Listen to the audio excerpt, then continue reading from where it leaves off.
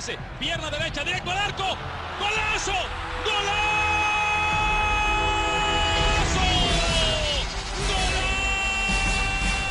The world of football with a soccer perspective. This is Soccer Today with Duane, Rollins and Kevin Laramee, live on the Sports Podcasting Network. And good day, good night. Welcome to Soccer Today for Tuesday, May 22nd, 2018. Of course, I'm Kevin Laramee. Duane Rollins is on a remote as well in Toronto. I'm in Montreal. And Duane, in Montreal, this weekend, it was a nice weekend yesterday. What a beautiful day for a soccer game. You could tell there was a star in town. The stands were full 10 minutes at least before kickoff. That's something pretty rare. And, well, it was a nice day to get slapped in the back of the neck. Indeed. Although I was under the impression that we were going to do nothing but Ovechkin talk all day, Kevin. Yeah, and you're wearing your Capitals shirt, I guess, I imagine. In my mind, you haven't taken it off in the last month and a half. Maybe you should wash it, hopefully. Hopefully. I probably should. 5 more, but Vegas is totally going to win the cup. All right, enough hockey talk. Yeah. The house always wins. The house wins. 7 indeed, out. Indeed. 7. If we were at a hockey show, we could go more about that. But why would anyone want to listen to us talk about hockey? I don't know. That's what I was talking about the Scrum podcast, where I was a guest. I'm like, who cares about me and what I think about hockey? Exactly. But about what I think about Zlatan, I learned a lot yesterday, Duane, and this is something that people might be aware of right now. Zlatan's not necessarily a nice guy. Haven't met him, haven't talked to him. I don't think anybody talked to him yesterday. The fact that he got a red card at the 41st minute made for a quick day, quick exit of Stade Saputo for the Ibra. But Duane, it's not the first time Zlatan gets a red card. It's first time in Major League Soccer, but it's not the first time we see him being petulant and a bully. Literally act like a bully on the field. We saw it a few weeks ago, shoulder tackles, and he got away with a lot so far in Major League Soccer. I'm kind of happy that video review and the video assistant referee did not let him get away with a slap on good old boy Canadian kid Michael Petrasso. Like, he's Canadian. He's so nice. He's shy. Have you seen him talk at the end of the game? He was all shy and like dejected, and poor guy, he just walks backward. Don't see Zlatan's 28 feet, steps on the foot, and then Zlatan slaps the back of the net. Literally. And people were saying, oh, he dives. Look at the replay. Slaps pretty hard. Like, it's not just a little nudge like, dude, look what you're doing. It's like, get off my lawn. Well, if Petrasso did dive, I'd be like, good through diving. Canadians need to do that a little bit more. No, I mean, look, by the letter of the law, it's an obvious red card. I'm not crazy about how literal that rule is, but and I was, watching it live, I thought that maybe it wasn't exactly what VAR was designed to do, was to be that pedantic. But I guess you can't allow slight. It's my hockey in me that was coming out again. There's another hockey reference for the day when, it's just a little love tap. But, Don Cherry wouldn't agree with the red card. But I don't really want to be compared with Don Cherry, so I guess it was a red card. But let's go back to talk about this terrible human being stuff. Everyone views Zlatan as this, like, clown-like character. But, is he good for a team? Is he good in the room? Like, these are the questions. Because I think it's important for guys of that stature to step up and do that. I mean, we all read the Beckham experiment back before the Galaxy got good, and we heard about Alan Gordon's thoughts about David Beckham's cheapness and things like that. So I mean, is Zlatan a problem, more of a problem than he is a help? Well, they lost the last 4 before yesterday. It took a goal in the 75th minute by Ola Kamara to win, and beating the Montreal Impact ain't nothing special, apparently, in 2018. So Galaxy ain't nothing special. But Zlatan himself, look, he was sent off when they scored. They're playing better without him. And I guess we always talk about, the ego. And when you have a good player, you kind of have to think about giving him the ball, even though he might not be in the most efficient position where he can actually score or have a decent chance or be influential in the game. So you have that pressure, right? If you're a teammate of Zlatan and you already get berated in practice by Zlatan saying, dude, give me the ball or be better. Like, I can only imagine the amount of time he says something like be better or something similar to his teammates. And we heard him say this on media, with players, saying, not he needs to be better. The team needs to be better. The coach needs to be better. Oh, the pitch needs to be better. The plays needs to be better. He's been complaining, whining ever since he came here. To go home. Nothing special. Like the work ethic and work rate, right? We associate success in Major League Soccer often with players that are willing to put the work rate, DP or not. Like Drogba had to make those runs and those jumps and those kicks to score, and it was more difficult than anticipated, and he got into better shape than he wanted to, and he did play. Look what he's doing now. Now he's in the USL. Now he's doing what he maybe imagined the MLS was. But once he was here, he actually embraced it and was a nice human being as well. Not necessarily the case for Zlatan, but Duane, like, we've seen other designated player with the same profile as Zlatan. Like Beckham, when he came here, was very similar to, if not higher, and he was in his prime Beckham, which is not the case for Zlatan. But when you go back to just the Zlatan, man, it's not the first time we hear rumblings of him being terrible, having a go at teammates in practice, sliding tackles, berating teammates in the locker room, telling them they suck, telling them they need to be better, saying this is unacceptable. The guy always played in quote-unquote great teams with great teammates, and he's not used to the type of roster and how a roster is built in Major League Soccer, where you have a difference between your number one player and 18 player, just in the nature of the league with DPs and TAMs. So this is all looking like a man who's really unhappy and not necessarily reacting in the most positive way. Yeah, look, we talked about this with Wayne Rooney, with the potential Wayne Rooney signing last week, about how it's not always just about pure talent when it comes to whether a player is going to work in Major League Soccer. It also comes down to attitude. And we suggested in Rooney's case that maybe he wouldn't have the drive to work through the physical limitations that he now is facing at 32, that he wasn't facing at 27. This is a bit of a different situation. I don't think there's any physical limitations to Zlatan's game, but is he willing to? He's a global superstar that's, in his mind, likely slumming in MLS, and now he's frustrated because this is a team that isn't matching what he's used to, as you say. That's vital when you're bringing in a DP. I mean, we're preaching to the choir here. I understand most of our listeners will agree with me on this, but you absolutely need to make sure that when you bring in a guy, and he's not a DP, he's on a TAM contract, of course, so that makes it a little less of a risk for the Galaxy. But you have to make sure when you bring in a guy like that he's going to be the cost benefit's going to be there, that he's going to be more of a benefit than he is a cost. And in this particular case, as I said, both with his attitude off the field, as we're hearing suggestions for, and also when you just look at what he's doing on the field, when, as you say, they played better with 10 men without him on there. So why? Well, other than the obvious reason, why are you doing this to your team? And I don't know. What's the answer here? The Galaxy are proving time and time again that MLS 2.0 is long dead. You can't win that way anymore.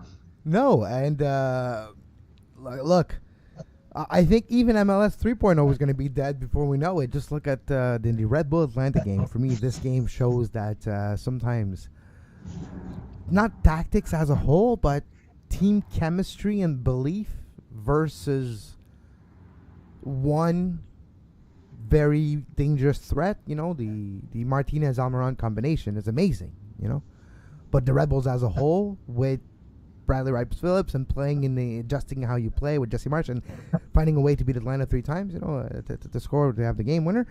That's for me, it's going to be MLS 4.0. Teams that are built and played together that becomes superstar, but almost academy driven. It's like, yeah, the Red Bull blueprint, either in Austria or in New York. That's speaking of Red Bull Austria, Duane, Tyler Adams is linked now to Red Bull Austria. Maybe we'll talk about this later this week.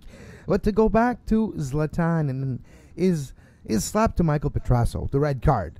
It's fully deserved. It's a shame, though, because we did have a premium feeling. Of course, the ticket sales we're already doing okay because it's a Monday afternoon game on a holiday, beginning of summer, almost late May, so it was going to get some traction, and Galaxy always comes to town, and it's a popular team. Having Zlatan, the prices of the tickets on the secondary market and even the primary market went through the roof. It was jam-packed. It was buzzing. Supporters were loud. They were reacting to Zlatan. It felt like a star was in town. But the star decided that he was bigger than the show and wanted to do his own show and got it red carded. Got what it deserved. And, it's a bit of a shame because what we should really talk about this game is how terrible both teams look. How terrible both teams were passing the ball, trying to do anything with the ball. It was a game of loss of possession and losing recoveries basically from the other team. It was a game of midfield blunders, and Samuel Piet really did well, though. I really liked Samuel Piet's role and interception and how he plays. But in the back line, Montreal, because of injuries, had Joka Raitala, who is a fullback by trade, and Marco Donadel, who just comes out from the the injured list, IL, whatever you call it. He came back from the injury list. And it's funny, though, because Montreal, to have space for Donadel, they needed an international roster spot. Victor Cabrera is injured for a long time, too, so they're like, okay, let's just make a switch. Let's put Cabrera on the DL, and let's bring Donadel back. But Donadel playing center back because Montreal needed help. Because of the Lovitz injury, you had Chris Duval playing at left back. He's not a left back. So, yeah, just like Davies, Duane. Duval's not a left back. Yeah, Alphonso Davies. We'll talk about that in a bit, maybe. The Impact are clearly struggling right now. That was a difficult game to watch from, as you say, from both teams. It was not pretty soccer for sure. Unfortunately, that it was a standalone game, and a lot of people were able to watch that one because it was a holiday for the American listeners out there. We celebrate a long dead queen's birthday every May 2-4, we call it, which 2-4 is the more what we celebrate. But yeah. Oh, there's 3 holidays, though. There's in Quebec, you have the Patriots Day, which celebrates some sort of patriots and Revolutionary War of Quebec province. I'm not necessarily up to date with my history. Soccer podcast, so forgive me. And we do have the Dollar des Ormeaux, who I guess was another guy who was important in the process of making Quebec, or the process of making this settlement as a country eventually. So, as a whole, I mean. So, Dollar des Ormeaux actually has a big neighborhood in the West Island named after him. But so those 3 birthdays, or 2 birthdays and a national holiday or something, are celebrated on Monday, but I still had to work. So, yeah, thanks a lot. Thanks a lot, the Queen. Yeah, and we just pretend that we're celebrating, like I said, Queen Victoria. But at any rate, yeah, enough of that. I don't know, what do you do with the Impact right now? How do you approach the rest of the season? Is there a chance they could turn this thing around? Because I didn't really see a lot of evidence yesterday, to be honest with you. No, there's probably not a lot of chance. In other sports, you find there's a certain time in the season where you become a seller, where you embrace your role and you look for the future. Joey Saputo on 98.5 FM after the game yesterday, Duane, was really honest and transparent, saying, look, July 10th is the opening of the transfer market, and there's a lot of big things happening, and the fans will not be happy, but it's for the benefit of the club long term. He mentioned, I don't want to start rumors, and I don't want to talk necessarily about Piatti, but I'm going to give an example. If I sell Piatti for $6 million, example, and I buy 2 million players, maybe that's where this league is at this moment. Maybe this is what we need. Maybe more a Red Bull. And he says we're 21st in revenue in this league, and we have the 6th biggest salary roster. This is a problem. Things need to be better. And you mentioned a few other things, saying no disrespect to Philadelphia. I thought we were a better team, and I was disappointed by that result. And he said the same thing for the game yesterday. And in Joey Saputo's own words, saying, look, I'm not expecting us to win every game. I'm only asking the players, and that's what he said to the players last week when he went to the locker room. And let's not forget, Joey Saputo is not only the owner of the Montreal Impact, he's the president. And yesterday was the 25th anniversary of the Montreal Impact as a club, celebrating the 25 years of the Montreal Impact. There was legends of the past, and a lot of people in the history of the clubs were in attendance. Marc Dos Santos, Rudy Dolisca, Valeria Gazzola, and other players, other former builders of the Impact's 25 years were present. And Joey Saputo mentioned on the live radio, look, I only ask the player one thing, is to give the best that they can, to give their all. And if you give your all and we lose, well, we lose, but we gave it all. If we don't give it all, then that's where it becomes a problem. And he said that now he sees a problem. He already had discussions with the technical staff, and when he meant that, I don't think he only meant Rémi Garde and his coaching staff. I have a feeling Adam Braz and Nick DeSantis will be very busy coming July 10th. And this is not all on Rémi Garde, and he was very honest, Joey Saputo, very transparent. I don't want to say for once. Joey Saputo always has been transparent, almost sometimes to his detriment, because he is tainted by emotions at a certain point. And yesterday after the game, he was tainted by frustration, and he was honest about it.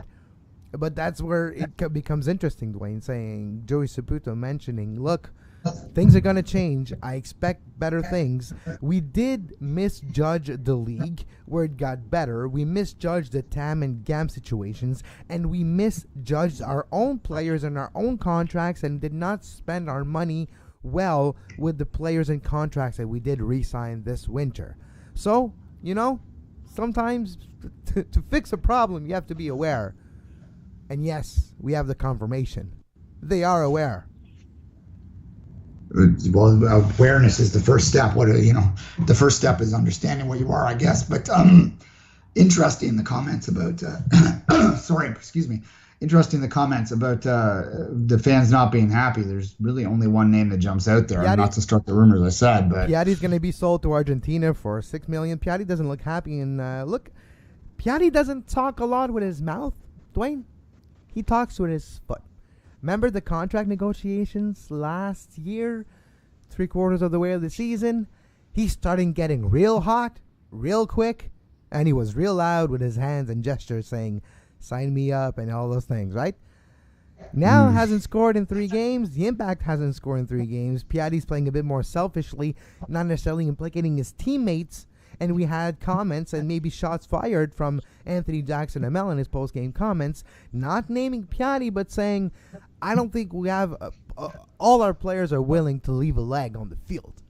And that's a problem right now. And he said as well, I don't think we trust each other. I don't think we're in a position where we can give a great pass to a teammate and put him in a scoring position. We don't do that play. We try to force the play of our own and try to score of our own. So if you read between the line, in my, at least, perception, he's talking about Piatti, and he's not the only one. A lot of people behind the scenes, and we don't know what happens behind the scenes, but in the words of Joey Saputo, I don't think it's going necessarily well with Piatti and the rest of the team, and Piatti wants to win, apparently, and so maybe there's more to the rumors of Piatti being sold to Argentina and Montreal using that money to better their depth. And you know what? Outside of Piatti, what would you want to do? What do you want to get for Oduro? Nobody wants Oduro. They've been trying to trade him ever since the deadline. So outside of Piatti, what is valuable for Montreal right now? And in that sense, what actually Joey Saputo says in his mind, there's not one untouchable with the Impact. And in a way, it's scary, but I find it reassuring. Because look, you don't, with one Piatti and 10 other players, you're not going to win anything. You need a core. You need a group. You need a team. And right now, it's a bunch of players. So maybe it's for the best. And you have to look at it pragmatically and not emotionally. No, for sure. I mean, the only question I have, you mentioned off the top that the where their income streams are and how much will that affect butts and seats, basically. Like Piatti leaving would, I assume, would have not a great reaction, as you say. As Joey said himself, the fans wouldn't like it. And how will that affect attendance? I would wonder, but I guess maybe if, a short-term pain for a long-term gain is the way to look at that if you're an Impact fan. And this really is a roster, and I've been saying this since last year, a roster that needs an overhaul at this point. They need to get rid of the salaries. It's going to be some pain in there until that happens, and I guess that is the most obvious asset you have. It is. What it is the most valuable asset, so you get the most out of him, and he does have a very good value either in Argentina or in MLS. But look, if we just use an example, I'm not saying this is going to happen, and I'm not saying Fernando Torres is going to be playing for Montreal, but I'm just using him as a name, right? You do have name out there that will cost you 1.5 instead of 5 and 6 and can help you with attendances. Piatti was not a known commodity before coming to Montreal, at least mainstream-wise, and even in North American circles, mainstream-wise, he wasn't a household name. Torres is, and a lot cheaper. I'm not saying him per se. I'm just saying something like that. Maybe you get a player like that. You get 2-3 of those players like that. So you don't overextend yourself on the budget side and jeopardize the depth of the rest of the team by having that big of a salary and bad contracts like Ajuro, Mancosu, and others. So maybe that's the way to go. Maybe you have a few names that are recognizable, not as expensive, maybe not as influential too, but you surround them better. So maybe the output's going to be not too bad as well. So maybe there's something to that. Fair enough. Speaking of Torres, we should probably briefly mention him scoring in his final game for Atleti, kissing the badge, the walk of honor there. Who writes this stuff, man? Like it's fiction. Good writers out there. I guess they're really good writers, but it was a classic Fernando Torres goal. Like Fernando Torres is not known for scoring those curlers from 40 yards. He's known to like a false nine type of striker where two of those guys are going to be in front of the goalkeeper. They're going to pass it to each other until someone's got an open net and just tap it in. And that's what happened. Torres, El Nino, with a tap in to finish his athletic career. What a story. Yeah, and then Buffon also with his getting subbed off in with the 65th minute or something. It was the longest goalkeeper sub of all time. The crowd was weeping. It was quite the weekend of European soccer for goodbyes. Although Buffon is saying that he's not necessarily looking to retire, so that'll be interesting. Interesting to watch. There's big teams apparently that have made offers to get him. So we'll see. Yeah, I'd take him. Oh, yeah, we will take him. All right, let's take a quick break, Duane. Let's gather our thought and come back with a Canadian review minus Montreal and LA because we just did that.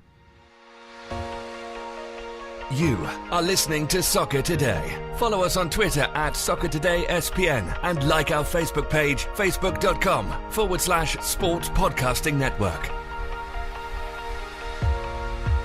You can find the podcast version of all the shows we do on iTunes, Apple Podcast, Google Play Store, TuneIn Radio, iHeartRadio, and anywhere you get your podcast.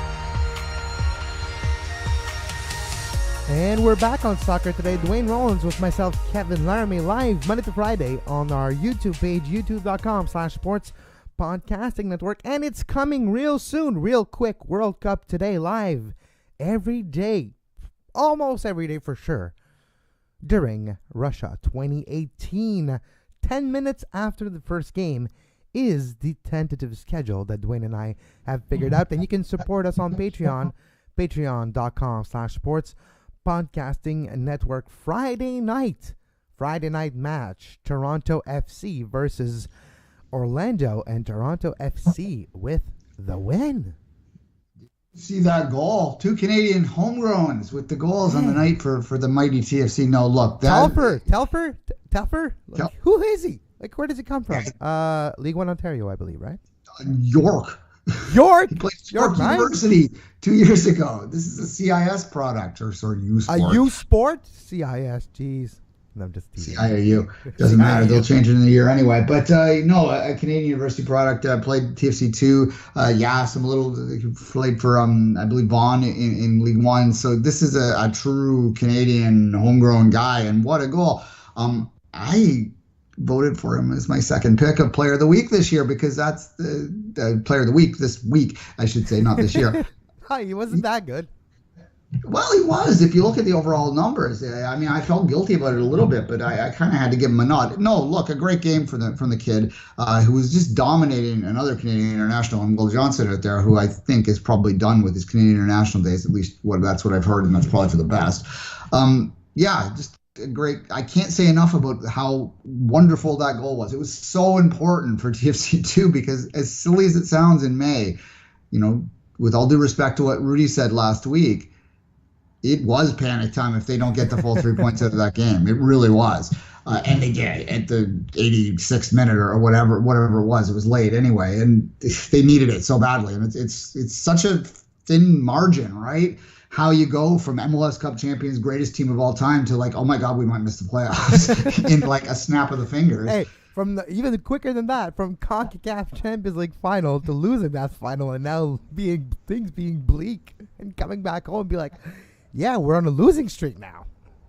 Yeah, no, and I think there was an element of panic to them, and the way that they defended after the lead happened there was a bit of a hold-on situation for the last 10 minutes or so, and for the last 3 minutes or so after they scored, but for sure the last 10 or so minutes of that game was a bit of a panic time, because their confidence is shaken right now, and there's no way of whitewashing this anymore. This is a team that needs to get healthy quickly, and needs to take maximum points over the next few weeks, because they have a long road trip coming up. There, something like 7 of the next 9 are on the road, and if they don't start winning, if they come out of that 7 and 9 with, I don't know, what's that, 27 points available in that. So if they come out with less than, say, half of those points, then it is getting touch and go on the playoffs at that point. And even if you do squeak in at 5-6, you're playing a road game, a one-off road game, and that's not ideal in this league. So well needed, desperately needed game.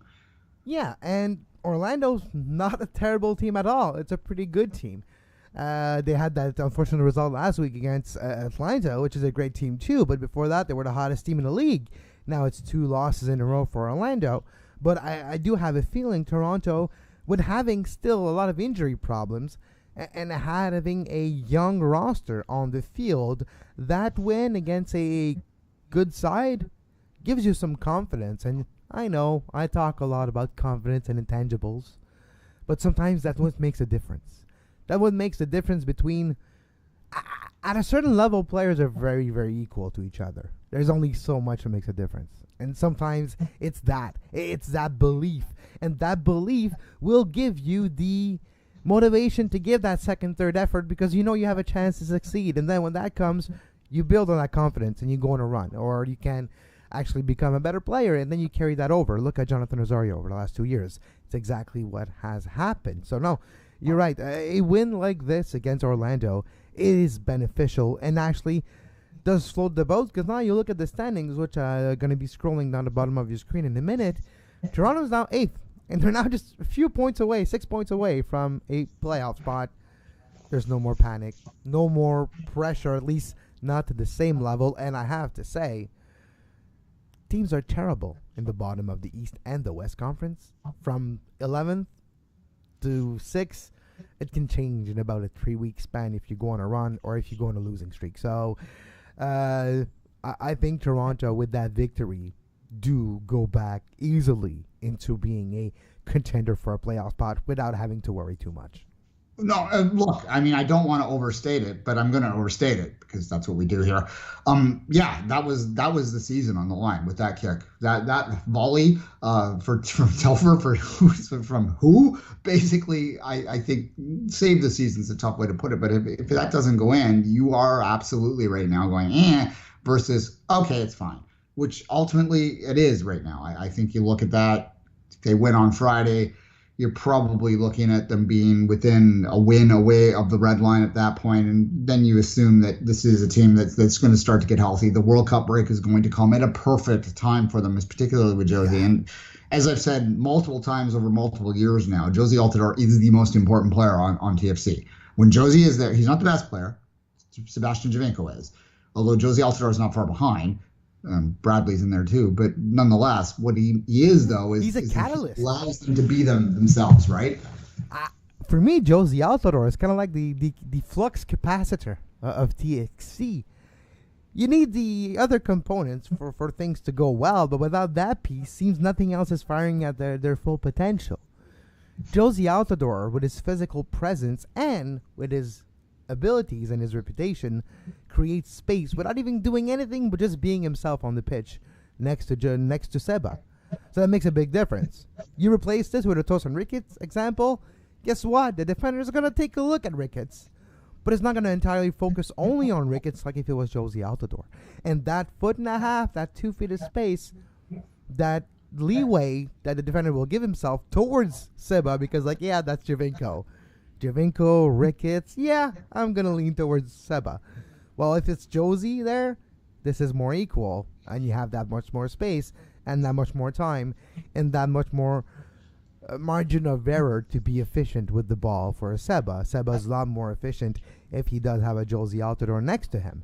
So, yeah, you're right. The timing of it becomes almost 4 weeks from now, July 10th, when the transfer window opens. You have the World Cup starting June 14th. So, yeah, when the break's over after 2 weeks of the group stage of the World Cup and MLS restarts, Josie should be back, and Toronto should be even a better team than they showed on Friday. Anyone who thinks that Josie Altidore isn't vital for TFC just should really go on YouTube and type in Toronto FC, Josie Altidore, goal, Columbus, goal, Seattle. Watch last year's clips again. The man almost single-handedly won the MLS Cup last year. Yeah, anyway, we should probably talk about the Whitecaps, eh? Different week, same game, same result. 2-1 at the end of the game, and they rally and score a goal late to equalize, to save a point, but that doesn't necessarily look good in the same process. But still, best of the three Canadian teams, at least on the board for now. And Vancouver got another 2-2 draw, and it was a bit different than Houston. But I'm okay with it. I'm okay looking at Vancouver, but I think your tweet that you did tweet during the Vancouver game versus FC Dallas, I think explains it all. Davies is not a right back. No, I don't understand this at all. I love Carl Robinson. He's a good guy. I've had a chance to talk to Carl Robinson a few times over the past decade or so. A very sincere, genuine human being. But what the hell is he doing with Davies? I don't get it. It's probably by necessity, though. Like, same reason why Donadell was playing center back. But, yeah, it's not necessarily putting a player in his optimal performance position. No, for sure. He's a winger. He's a winger. He's not a fullback. He doesn't. I guess maybe Robinson looks at this and thinks that he can develop the defensive skills necessarily to be an effective fullback, which is in the modern game the hardest position on the pitch in my mind. I have so much respect for fullbacks, what they do, the way that they cover the pitch, the way they overlap. The modern fullback is Marcelo. Wow. Yeah, how do they? The fittest human beings in the world, but nonetheless, maybe he wants to develop into that, but he's not that now for sure.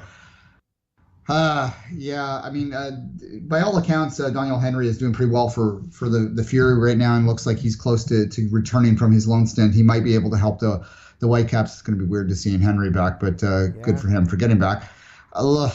Davies, man. But Kevin, you used to have a wrestling show back in the day. I used to talk about wrestling, so I want to get your wrestling analysis of the clothesline at the end of the game there.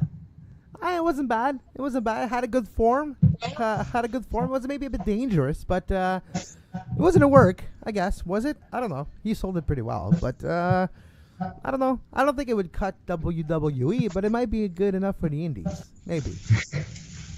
one of the secondary circuits out there. Exactly. I'm not quite. More of not a SummerSlam clothesline is what you're saying. It's more of a Tuesday night in Baltimore kind of thing. But no, what a crazy end of that game! It was such a bad game too. It was so hot down there. The players were basically walking on the pitch because they didn't have the energy to do it anymore. The Whitecaps looked completely out of it, and then somehow with a strange own goal and then a clothesline at the end. Maybe the worst 10 minutes of keeping that I've seen in a long time. That was just a disaster at the end if you're Houston. But, points in the board are points in the pocket, right? As we say, and they do get the Whitecaps get an important point on the road, which they really did not deserve based on the overall play. But, hey, what are you going to do? Yeah, what are you going to do? That's a very good question. And speaking of this, we'll take a very, very short break and come back to wrap the show with a little bit of a conversation because I'm wearing my Chelsea jersey because Chelsea won a treble. Yeah, they won a treble. Kind of. You are listening to Soccer Today. Follow us on Twitter at SoccerTodaySPN and like our Facebook page, facebook.com/Sports Podcasting Network. At 24th minute for Duane Rollins and at Kev Laramee for myself.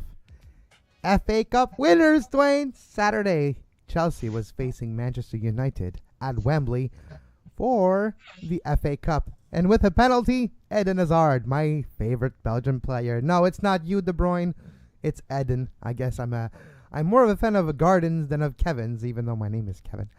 But the Garden of Eden himself has scored the game winner, FA Cup, and this wrapped up a great weekend of FA Cup trophies for Chelsea. Duane, did you know that for the first time ever in the first year, an English side won the Youth FA Cup, Chelsea, the Women's FA Cup, Chelsea, and the FA Cup, Chelsea.